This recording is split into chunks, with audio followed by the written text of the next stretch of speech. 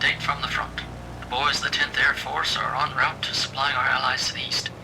To get there, these brave men have to fly over the Hump. It's a perilous flight with extreme dangers, but our boys are up for the challenge. Here's one now, a C-47 loaded with vital supplies for our Chinese allies. Let there be no question about it, flying the Hump is risky business. The route leads over the foothills of the Himalayas and finally over the mountains between North Burma and West China. Airspace where turbulence and abominable weather are the norm. And they're off. In roughly 3 hours' time, this crew will arrive in China with their cargo of necessities. Good luck, boys.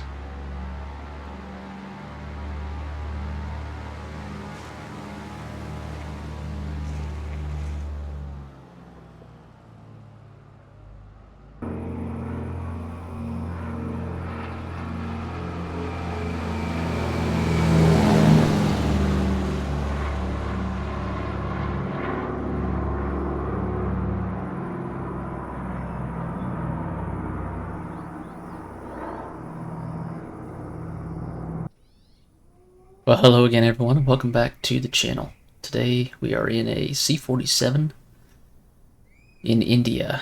Currently on the ground in Dinjan, which was an RAF base during World War II, and we're going to be flying towards Kunming, China. And we've been tasked with carrying some avgas over the hump into China in an attempt to resupply the B-25s for the Doolittle raid. This will be in early April 1942. So we're going to do some vintage flying today and attempt to recreate what was the first flight over the hump. And as we go along, we'll talk a little bit about how the hump got started, various things that were happening in the world at the time that necessitated that supply route, as well as some of the challenges that they faced in getting it started. So without further ado, we'll go ahead and climb aboard our C-47. This is Beach City Baby of the Air Transport Command, and we'll get everything loaded up and get started. Welcome aboard our C-47. We've been assigned this morning. We've got the cargo loaded up. We have several 55-gallon drums of avgas in the back. It totals to around 6,300 pounds of payload. So we are at our gross weight with our fuel plus the avgas we're hauling. It equals a little over 1,000 gallons in the back there in the cargo bay.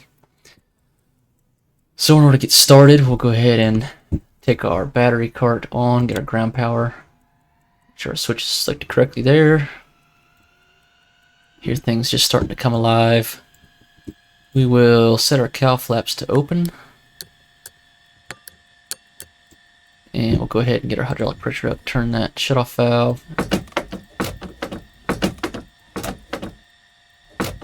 About 6 pumps there. Hydraulic pressure coming up. If we look out our wing here, you should see, yep, cowl flaps are open there. So go ahead and shut that off. Confirm that our hydraulic selector is in the aft position, and that selects our left engine hydraulic system and right engine hydraulic system for takeoff. In case one of the hydraulic pumps fails, we will still have hydraulic pressure to raise the gear and the flaps and so on. So we got our hydraulic pressure, got our cowl flaps open, we can turn our fuel tanks on, left main here, and right main over here. Now fuel on board today, we have about a little over 100 gallons in our mains, and 60 gallons in our aux tanks. And that should be enough to get us over the hump to Kunming.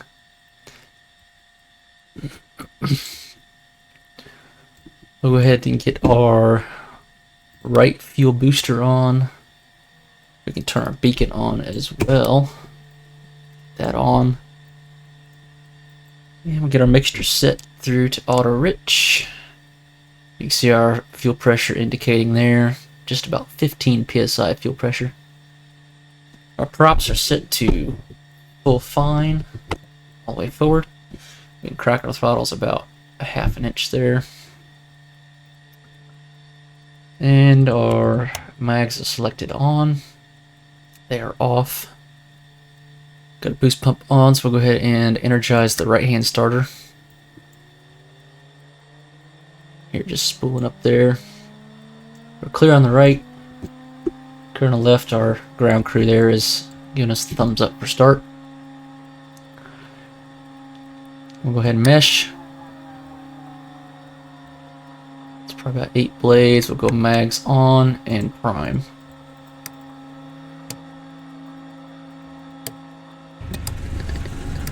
And there she started. Oil pressure's coming up. Give it a little throttle to keep it running. You can see our oil pressure there coming up on engine 2, which is our right-hand engine. Lights out for our right engine. Well, it's about roughly 5 o'clock in the morning here at Din Jan. And this is, again, an attempt at realism and how they would have done the things. For flying the hump, they would have attempted to take off at dawn in order to minimize the effect of Japanese fighters. Boost pump off there, generator on for the right engine. Left booster pump on, make sure it comes through to full rich. Good fuel pressure indication there. Energize left.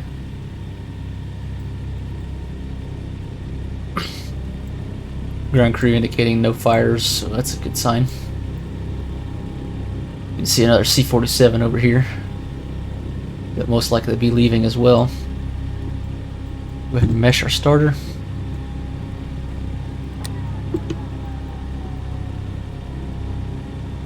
And we'll get the mags on. And prime.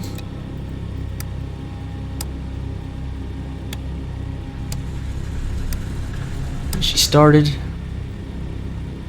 and it looks like she's going to stay running. Oil pressure's coming up there for engine 1.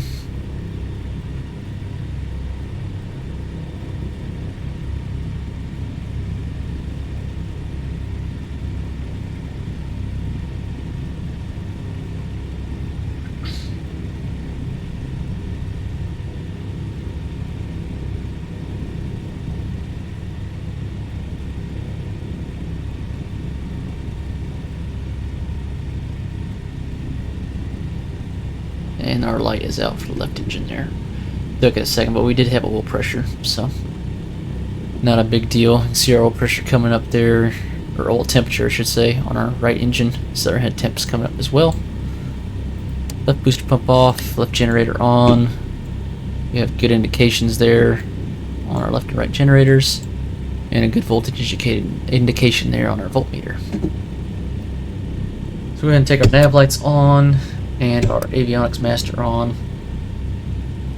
And while we're warming up here, we'll tune in our first NDB we want to follow. And that is going to be 360 is the frequency on that.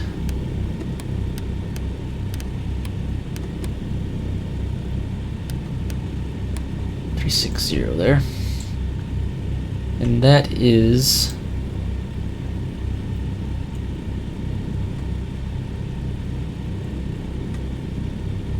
see what the name of that is here. CR. That's called Xingbuyan. Probably pronouncing that incorrectly, but that is another field that was on the hump route. So that's going to be our first waypoint, and then we'll head on over to Yunnan-Yi, and then on to Kunming.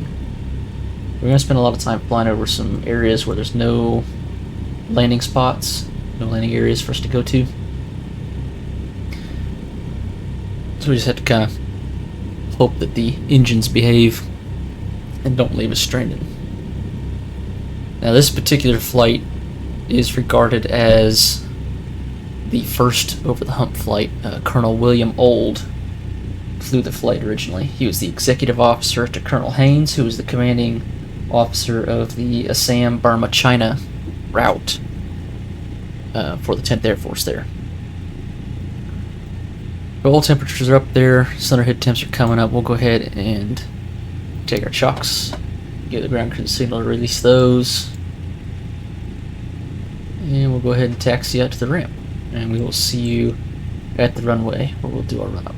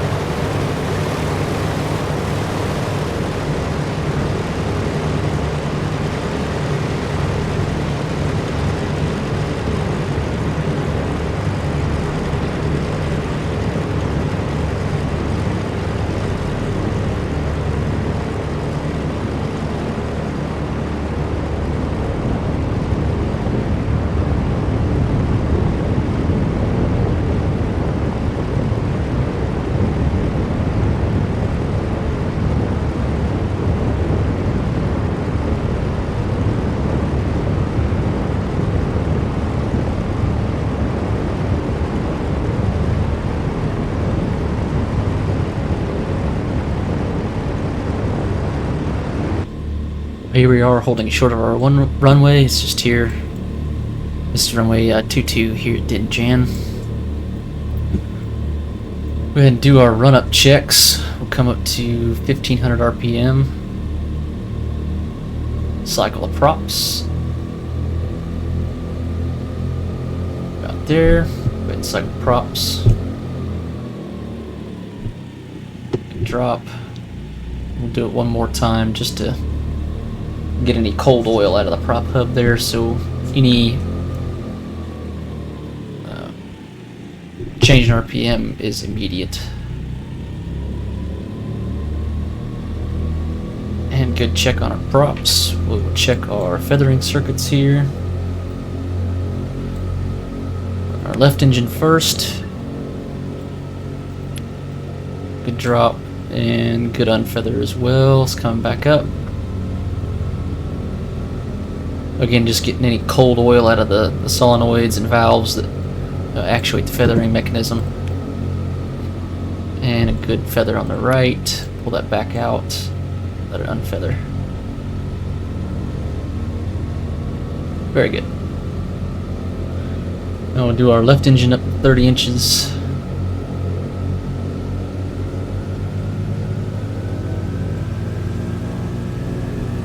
There's 30 inches and about 2300 RPM. That's about right. Check the mags. Good drop.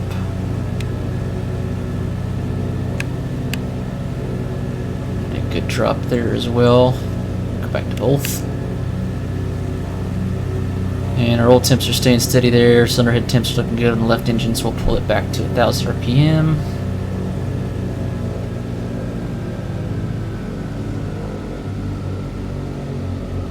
Be just about there.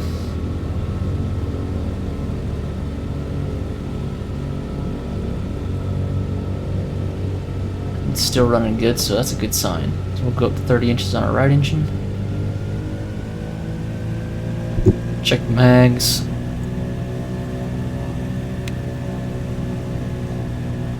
Good drop there.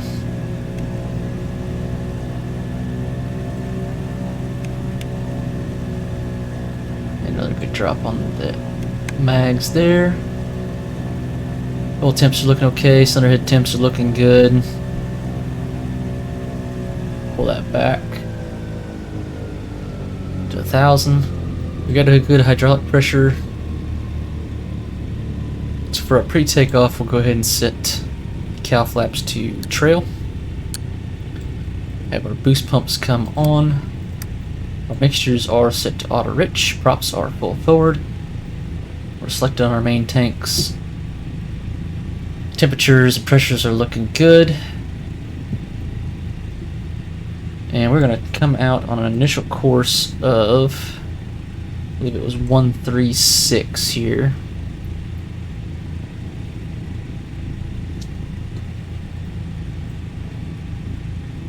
Yes, 136 on our compass. We'll go ahead and set that up just to have a reference. And we should see our radio compass come in once we pick up the beacon.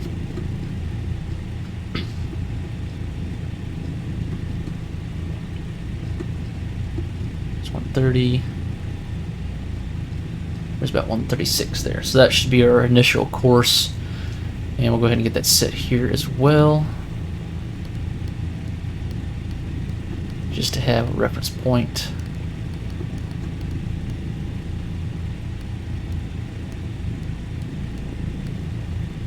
About there. Alright, so we'll go ahead and take the runway and do our takeoff. Our brake come off. Just ease on out here.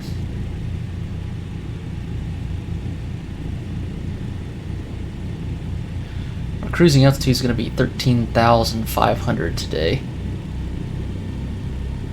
We do have decent weather, which is nice. It is a balmy and humid 80 degrees Fahrenheit now on the ground, but not much wind going on, which is nice for us. And we are at our max takeoff weight of 26,400 pounds.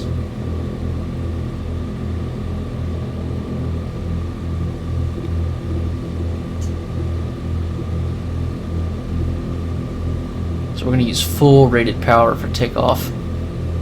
There were some interesting things published back in the 50s about using derated takeoffs. There's a B-25 over there. Very nice. You might have noticed some C-46s as we taxied out. Those actually didn't come onto the hump until late 43, I believe it was. So we're going to use full rated power. As I said, there's some interesting things about using derated power of 45 inches. And some interesting arguments there that we might get into in a later video. Coming up on the power now. There's 30 inches. Make sure everything's stable. Temperatures, pressures are all looking good there. So we'll carry on to full power. And coming off the brakes.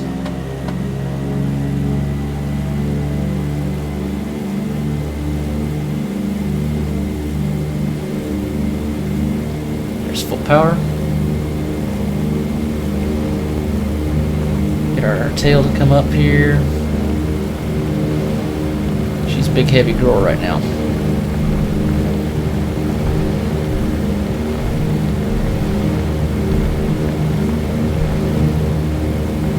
There's tail coming up. We're straight on the runway here. And there's about 85, so we'll rotate.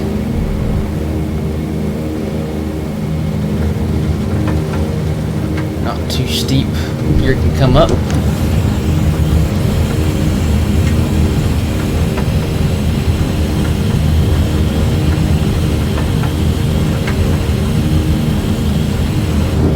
Gear is up and indicating up. Some trim down in here so we don't go too slow. Climbing out nice and slow because we're heavy. Full power back now to 2,500 RPM and 40 inches on the manifold pressure. There's our METO power.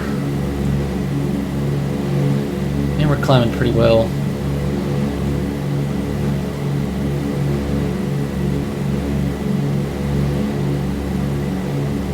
So go ahead and pull back to about 2,300 RPM and 36 inches of manifold pressure.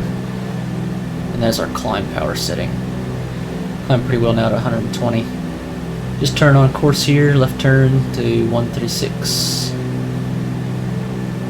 You can see the haze from the humidity out there obscuring the mountains, which we got to climb over top of. And from this point, for 140 miles to the south, the peaks are no less than 12,000 feet. And to the north of us here, they get up to the 20,000 foot range. Really can't go over that in a DC-3, especially unpressurized. You see our beacon came in there, so we were on course. I'm actually going to go ahead and take the autopilot on so we can talk about some things here. Put that there and kick our autopilot master on. And our heading hold on. So it should keep that climb going. Again, we're going to 13,500 feet. Taking off into the sun.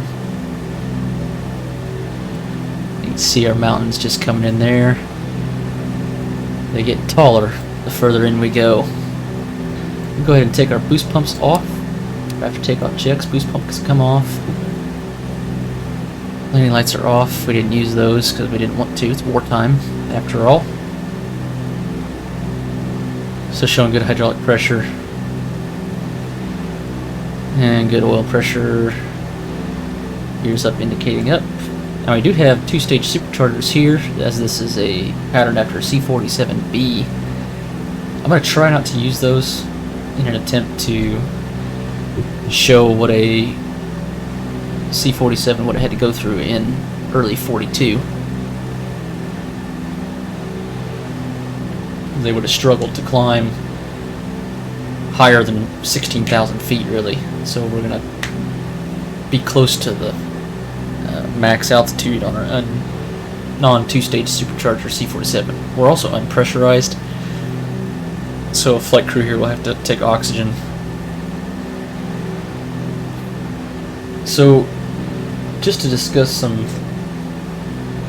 history and how things started out here in India, in February of 42, General Louis Brereton went to India, and he had an assignment to establish an air force in India to prepare for operations in China.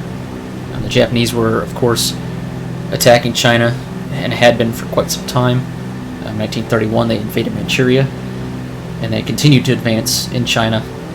And up until December 7th, 1941, when the Japanese attacked Pearl Harbor, the U.S. kind of took a hands-off approach to dealing with the Chinese situation. They supplied a few things to them and tried to help where they could, but they didn't get directly involved with China. Now, General Barrington had this task to establish an air force. He was given command of the 10th Air Force. General Stilwell was in command of the ground forces that were stationed in China. And they had kind of a weird split command thing going on that we'll talk about here in a second. But General Barrington was tasked with this, and he had to deal with the Japanese advance threatening the closure of the Burma Road, as well as starting an air force with very little equipment or personnel available to him. He was very far away from home. Very few industrial facilities were there in India to help with his cause. So he really had his work cut out for him here. He started out with 10 borrowed DC-3s from the African branch of Pan American Airlines. And one of them didn't make it to him because they missed the field at Dinjan and it was damaged. So he only had 9 aircraft to play with initially in 42. So this particular flight, again, that we're doing is Colonel William Old, the executive officer, to Colonel Haynes, who was put in command of this particular route. There was 2 routes. There was the Assam-Burma-China ferry route, and then there was another more southern route that they tried to maintain. So Colonel Old was that executive officer there, and he was tasked with helping get this avgas out of India into China. Of course, the Doolittle raids took place later in April 18th, I believe, of 42. They were launched off the carriers. And they had to launch 170 miles short of their intended launch point because they were spotted by a Japanese vessel.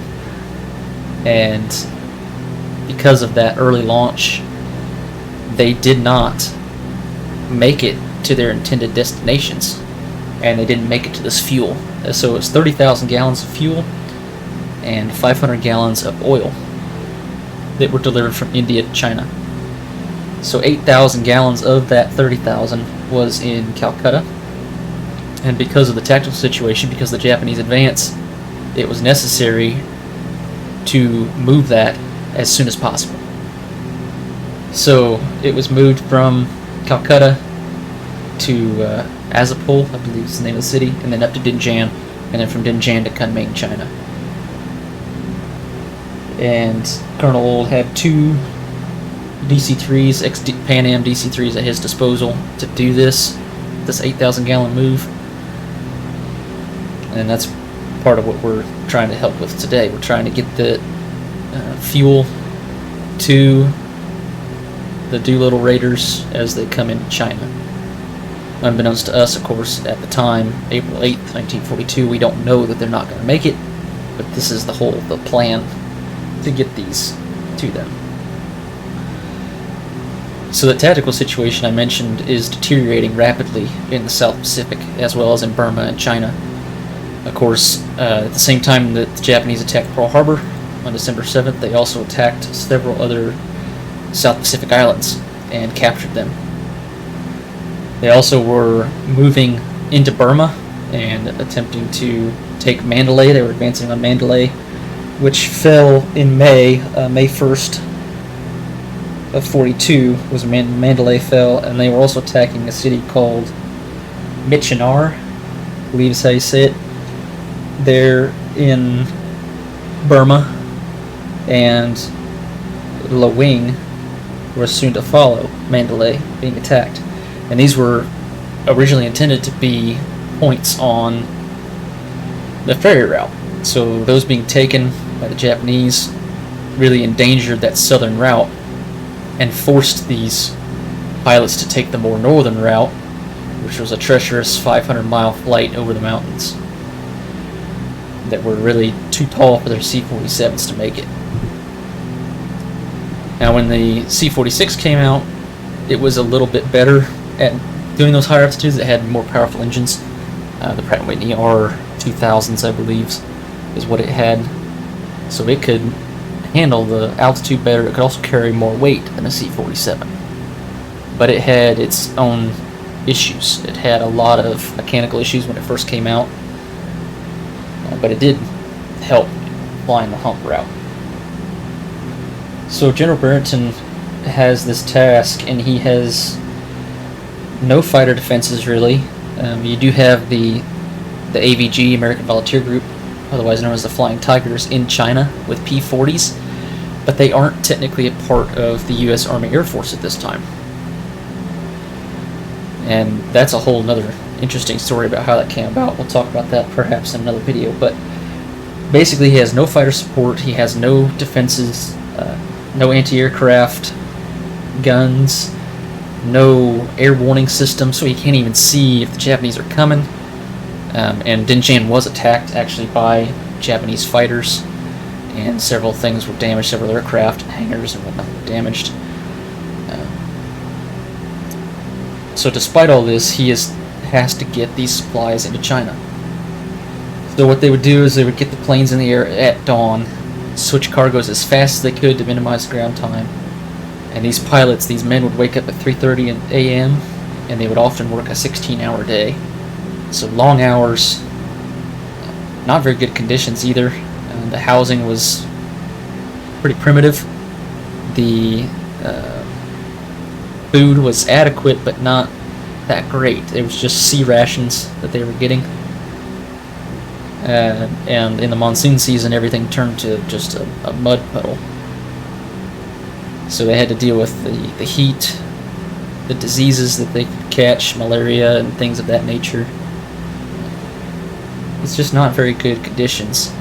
And because of the lack of supplies, because of the lack of airplanes, when they first got there, their morale might have been high, but by sitting around and twiddling their thumbs, as it were, not having anything to do, morale went downhill and reached dangerous levels in February and March of 42. So because of the losses there, as we talked about, Mandalay being lost and Michenar, the Burma Road is basically cut off at this point in early 42. So Army pilots begin to ignore limits of their airplanes.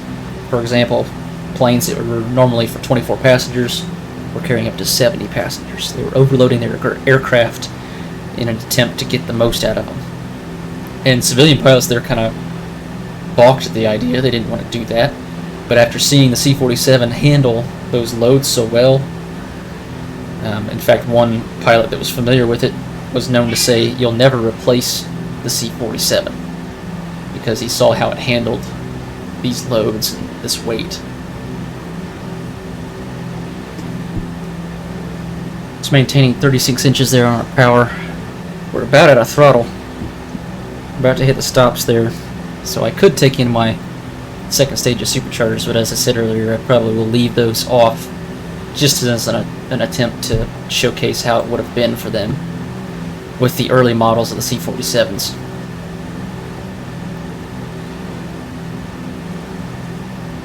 Coming up through, looks like 8,500 right now. 8,400 really, but there's 8,500 coming up.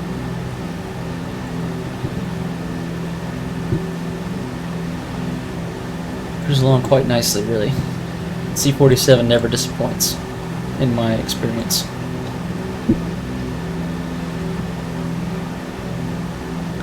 So as I said, they're overloading their C-47s in an attempt to get things out, and all the while, General Stilwell is attempting to hold off the attack of Burma. Of course, he gets overran and has to retreat. So, while General Stilwell is retreating with his troops, they flew a lot of the troops out before the Japanese got there, flew a lot of wounded and civilians out.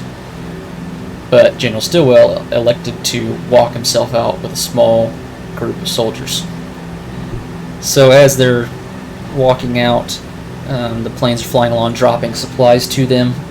There's a little bit of radio contact with General Stilwell, and then he eventually makes it out of the jungle and meets up with the other generals at Dinjan, and they get together and try to figure out a solution to continue forward. Now, General Brereton has a small contingent of B-17s and I believe one B-24, and he uses that to strike Rangoon, one of the ports that the Japanese took, and try to strike back at the Japanese. He is successful a few times. He also renders Michinar airfield pretty much useless. They bombed that airfield a couple times and took out the runways there. So he is trying to do his best given the materials he has, but then he is struck with an unfortunate blow later on. About half of his planes and a lot of his good pilots are sent to the Middle East. So a lot of his transport planes are gone, and he is also sent to the Middle East. General Brereton himself is sent to the Middle East away from the Hump ferry route.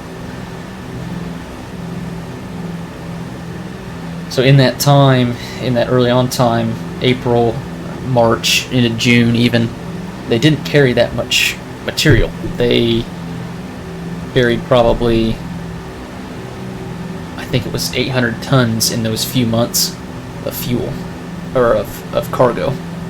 And that varied from ammunition to bombs to fuel to a few jeeps and 2 disassembled Ryan trainer aircraft. And we are out of throttle movement now. We are at full throttle, and you can see we're just making 35 inches, and it's just going to bleed off as we climb higher. We're at 10,200, so we got about 3,000 feet to go, 3,500 really.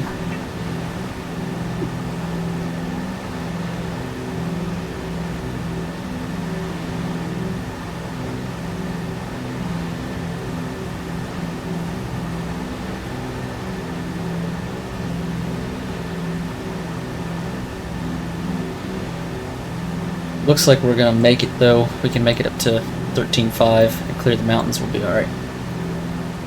If they could do it in 42, we can do it in 2023. As you can see how steep our mountains are getting here. They just keep going up and up and up. We got to go over top of them. Come back down in China.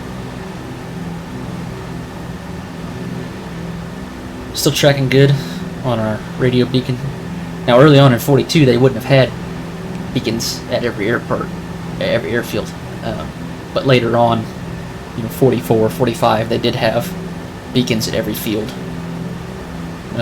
And one of the newsreels I watched about this that was done in 45, that was done about the Hump, said that they had a plane coming in every minute and a half at that point. So just a massive airlift, massive undertaking. So the beginnings were slow. They didn't have very many airplanes to deal with. They didn't haul very much cargo. And they definitely didn't meet the Chinese expectation, because the expectation of Chiang Kai-shek was 12,000 tons a month of cargo. They didn't make anywhere near that in the first 2 months. But later on in the war, they did manage to up that.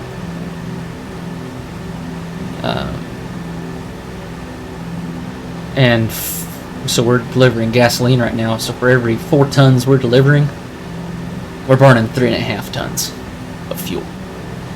So this isn't exactly an efficient operation, but it is a necessary operation. It's really the only option we have with the Burma Road being closed. That's the only overland route that was available. We're coming through 11,500 now. Our speed's dropped off a little bit to 120. We were at 125. We're not climbing as fast. We're down to 400 feet a minute. And you can see our power has come back quite a lot to about 30, looks like 32 inches of manifold pressure. So things are slowing down for us here. We're going to be struggling up high. But I think we can make it to 13.5 or 13,000 at the very least. That should clear the peaks that we have out here.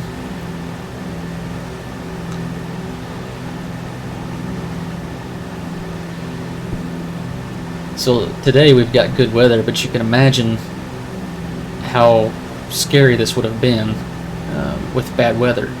The Himalayas are known for weather patterns that are extreme. You have warm air, warm moist air coming up from the Indian Ocean from the south, and you have cold dry air coming north from Siberia. And then you have these mountains in the way. And when those two air masses collide and they hit those mountains, they create massive updrafts and downdrafts. Some pilots even reporting that they were flipped upside down by these, and other pilots not able to report at all because they were slammed into a mountain by them. You had monsoon season in the summer, torrential rain.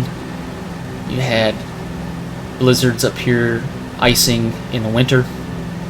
The winds often exceeded 100 miles an hour at altitude. And the amount of turbulence that they had to deal with, and visibility problems due to the clouds, just astronomical odds with the weather to deal with. Now initially, early on in the Hump routes, the pilots could kind of pick and choose the days they flew. They say, hey, the weather's not great today, we're not going to fly. But when one other general took over, he made the statement, there is no more weather. So they started flying in bad weather. They started flying night missions. So that safety net that they had disappeared. And hundreds of men were lost, hundreds of airplanes went down, some never to be found again. There was a search and rescue division that worked fairly effectively. They did find quite a few downed pilots through that, but a lot of them went down without a trace and were not found. Coming up through 12,700 now.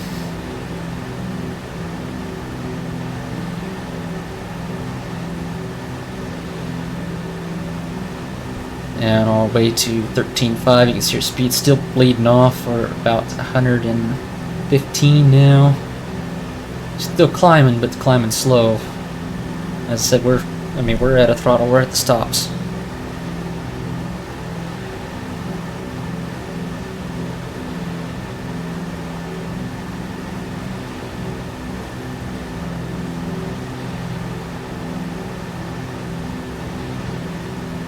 Might just call it at 13,000 and build some speed before we try to get the last 500. Or we could just leave it at 13,000. Looks like we'll clear the peaks there. Critical altitude along this route is...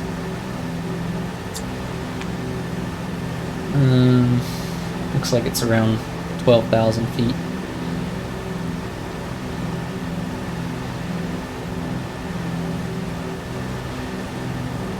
Yeah.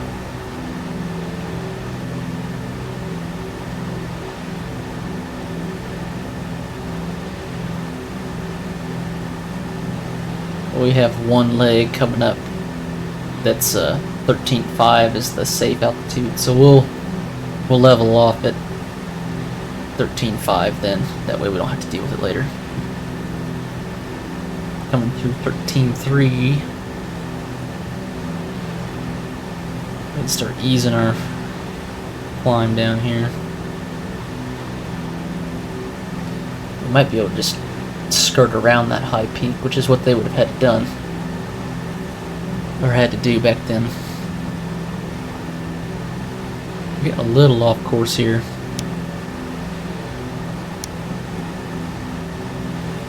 Not sure why that autopilot or gyro pilot does that sometimes. It seems to lose its way. Not sure why that is.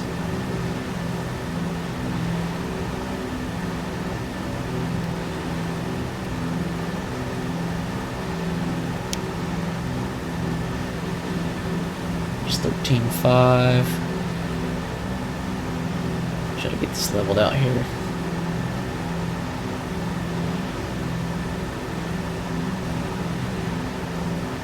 Alright, so now we're basically at our cruise setting of 30, but we'll back it off to 28. Pull our power or props back to 2,000. We'll back our power off to 28 inches, roughly. And that should help us with our fuel. We'll take our mixtures to auto lean. So auto lean on our mixtures. Go ahead and close our cow flaps up here.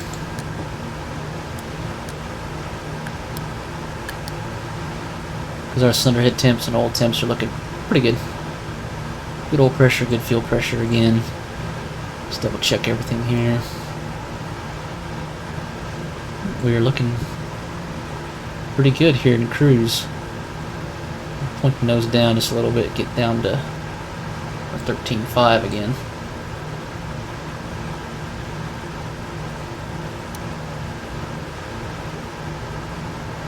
There it goes, now it's behaving. The heading hold is, for some reason, finicky on this thing. Haven't figured out that yet. But anyways. So this is just a brief overview of the start of that operation. We may talk a little bit more about it as we go along. But for now, once we're established here in cruise, sit back and kind of enjoy the scenery. It's hard to see with the sun out there, but you can still get a picture of the mountains there.